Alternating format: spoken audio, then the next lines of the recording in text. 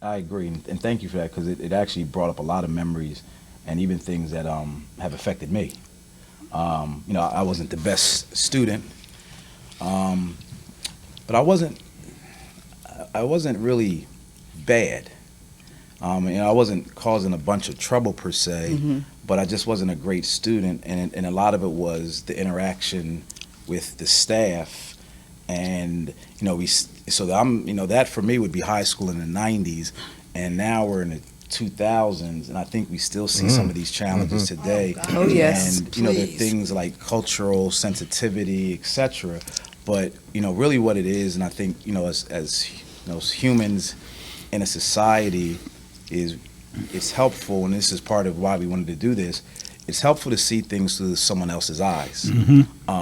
and how you viewed troubled kids, has an impact on me because I work in sports, and I work in a collision sport, which is pretty violent at times, which is football. And you have some people that at times might be just way off from what the other kids are kind of doing.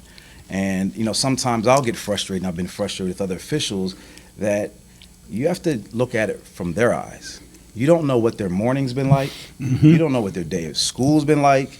So by the time they get out in the field, may have been yelled at all day long. This is the only thing they've been looking forward to, and we show up as officials, and we're yelling at them, right? And then we can't understand why they go over the deep end because you just pushed them over the deep end. This was the only thing that was going to kind of balance things out for them in this day that they actually have control over because they don't control school. Nope. They don't really control home necessarily.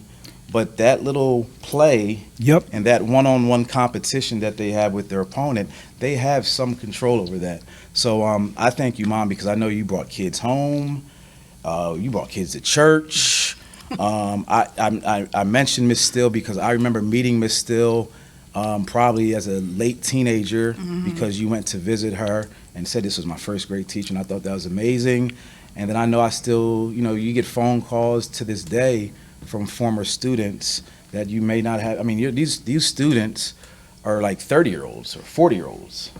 And when I picked you up at the airport, when you guys came back from California at the Philadelphia International Airport, some stranger was talking to Mommy, and I was getting a little bit kind of cautious because I'm like, well, who's this guy that's talking to her? And it wound up being a student.